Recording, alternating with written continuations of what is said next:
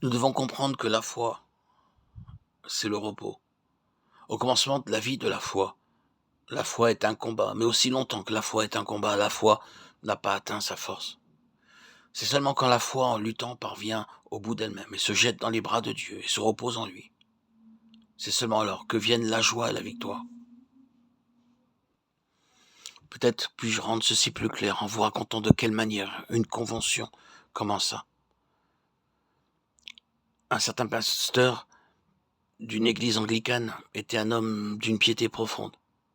Mais il n'avait pas le sentiment du repos, de la foi et de la victoire sur le péché. Et souvent, il se sentait profondément triste à la pensée de ses défaillances, de ses échecs et de ses manquements. Quand il entendit parler de la possibilité de la victoire, il sentit que c'était là une chose désirable. Mais il éprouvait le sentiment qu'il ne pouvait y parvenir. Il eut l'occasion d'entendre un message sur ce sujet. Repos et foi. D'après l'histoire de l'officier qui vint de Capharnaüm à Cana pour demander à Jésus de guérir son enfant. Celui qui présentait ce message montrait que l'officier croyait que Jésus pouvait l'aider d'une façon générale, mais que c'était en grande partie pour expérimenter sa puissance qu'il était venu à lui. Il espérait que Christ lui viendra en aide, mais il n'en avait pas la certitude. Or, qu'arriva-t-il quand Christ lui dit « Va, ton fils vit », cet homme crut à la parole de Dieu. Il se reposa sur cette assurance. Il n'avait pas de preuve de la guérison de l'enfant, et il avait un voyage de 7 heures à faire pour revenir à Capharnaüm. Sur le chemin du retour, il rencontra ses serviteurs qui venaient à sa rencontre, et il apprit que son enfant était mieux, que la fièvre l'avait quitté la veille, à l'heure même où Jésus lui avait donné l'assurance de la guérison de l'enfant. Ce père s'était appuyé sur la parole de Jésus. Il était descendu à Capharnaüm et avait trouvé son enfant guéri. Il loua Dieu et devint avec toute sa maison un croyant et un disciple de Jésus. Oh, mes amis, ceci est la véritable foi.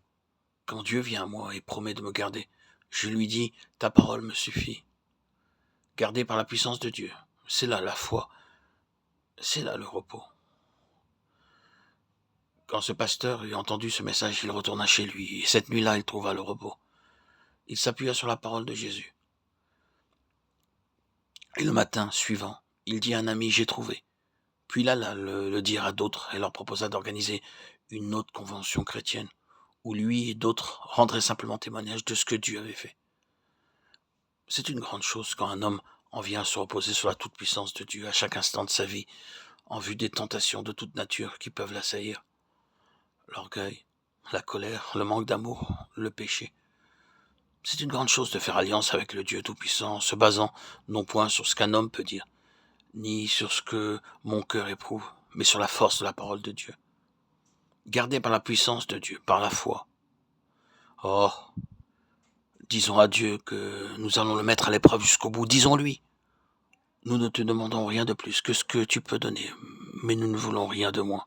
Disons-lui, mon Dieu, fais que ma vie soit une preuve de ce que le Dieu Tout-Puissant peut faire, que nos âmes chaque jour soient dans cette double disposition, profonde impuissance, confiance enfantine,